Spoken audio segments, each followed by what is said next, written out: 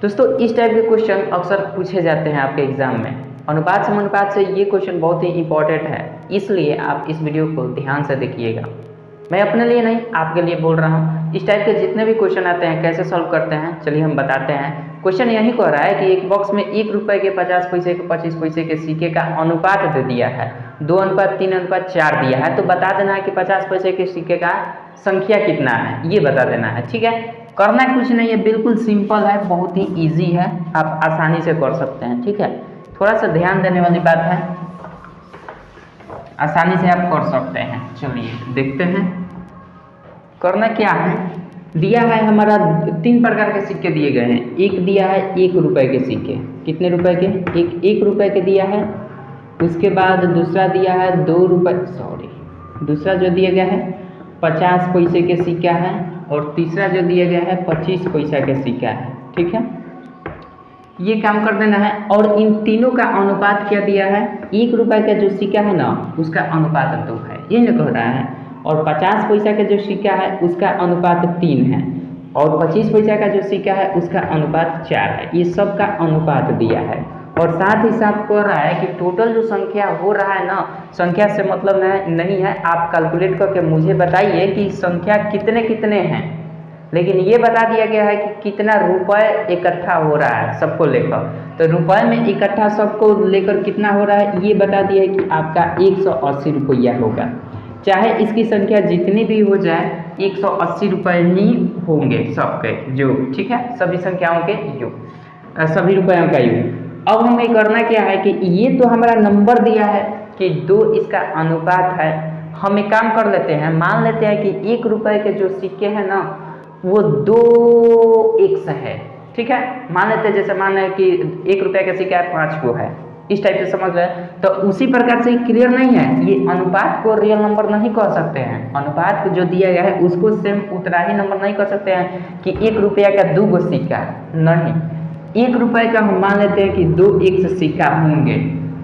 50 पैसा के मान लेते हैं कि 3x सिक्के होंगे। 25 पैसे के मान लेते हैं कि 4x सिक्के होंगे। ठीक है, अब हमें क्या करना है कि इन दोनों को गुना करेंगे। तो मान लीजिए कि अगर हम कहें कि 1 रुपया का 2 सिक्का है, तो आप कितना बताइएगा कि टोटल कितना रुपया होगा। तो क्या करेंगे भैया, जब 1 रुपये के 2 सिक्के होंगे तो 2 ही तो रुपये होगा, यानी हम क्या करेंगे इन सब को सिंपल 1 में 2 से गुना कर देंगे तो ये टोटल रुपया निकल जाएगा। तो 2 हो जाएगा और इसमें 1 हो जाएगा, और ये अब ये निकल गया टोटल का टोटल रुपये। ये टोटल कितना निकल गया? रुपया में निकल गया। अब इसको हम प्लस कर देंगे। क्यों प्लस करेंगे? क्योंकि यहाँ पे 180 रुपये ये भी रुपये हैं।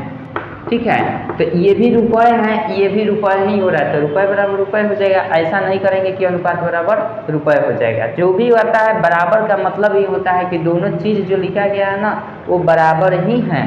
ऐसे ही बराबर गणित में बराबर का प्रयोग नहीं किया जाता है। ठीक है, तो ये 2x हो जाएगा। अगर अठनिया 3 गो सिक्का है, अठनिया अगर 3 गो सिक्का है तो कई रुपया हो जाएगा भैया? 1.5 रुपया, मतलब 1.5 रुपया होगा। लेकिन रियल में हो क्या रहा है, यहाँ पे x है तो भैया x रखेंगे ना, क्योंकि हमें क्या करना है कि इस x का वैल्यू निकाल देना है। x का जब वैल्यू निकलेगा तब पता चल जाएगा कितना सिक्का है, क्योंकि हमने इसी को माना है कि सिक्कों की संख्या मान लेते हैं कि 2x है, सिक्कों की संख्या मान लेते हैं 3x है 50 पैसे का, और सिक्कों की संख्या मान लेते हैं 4x है 25 पैसे का। ये चीज़ हमने एज्यूम कर लिया है। अब क्या कर देंगे, इसको करेंगे। अगर 25 पैसा ही 4 गो होगा तो 25 पैसा के 4 गो सिक्का होगा तो रुपया में कन्वर्ट होगा तो कितना होगा? 1 रुपये होगा। 25 चौके 100, 1 रुपये में कन्वर्ट हो जाएगा।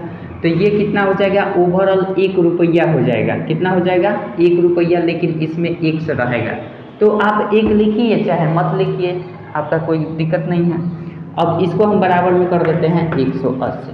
ठीक है, समझाने के लिए थोड़ा सा समय ले रहा है, बाकी कुछ नहीं है इसमें। अब क्या करेंगे, 2x एक 3x और एक 4x 4.5x, यानी 4.5x आ रहा है, बराबर कितना? 180 आ रहा है।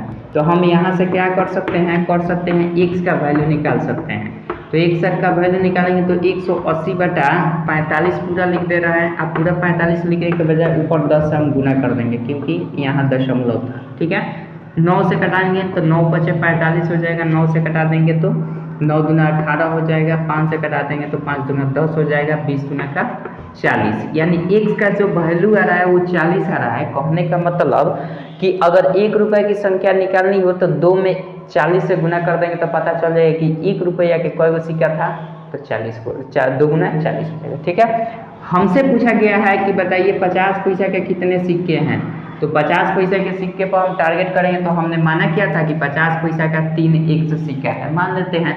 तो वही चीज़ लास्ट में हम अप्लाई करेंगे कि 50 रुपये के सिक्के 50 पैसे के जो सिक्के हैं, देखिए यहाँ पे थोड़ा सा मिस्टेक कर दिए हैं, रुपये नहीं ये पैसा है। ठीक है, ये वाला पैसा है, 25 पैसा का है ये सिक्का। तो 50 पैसे का जो सिक्का है उसको हमने संख्या माना था 3x, तो सिंपल सिक्कों की संख्या कितनी हो जाएगी 50 पैसा वाला, 3 गुने x का वैल्यू हमने क्या निकाला 40 निकाला, तो 40 कर देंगे, तो 4 तियाँ 12, 120 आपकी आंसर हो जाएगी। कोई दिक्कत नहीं है, आशा करता हूँ समझ लो। इस टाइप के जितने भी क्वेश्चन आते हैं बिल्कुल ईजिली आप कर सकते हैं। मैंने समझाने के लिए इतना वक्त लिया है, बाकी और मेरा कोई मोटिव नहीं था, बस आप समझ जाएं अच्छे तरीके से। फिर भी अगर समझ में नहीं आया तो कमेंट कीजिएगा, मैं फिर से समझाने की कोशिश करूँगा। चलिए मिलते हैं नेक्स्ट वीडियो में किसी और इम्पॉर्टेंट क्वेश्चन के साथ, तब तक के लिए जय हिंद जय भारत।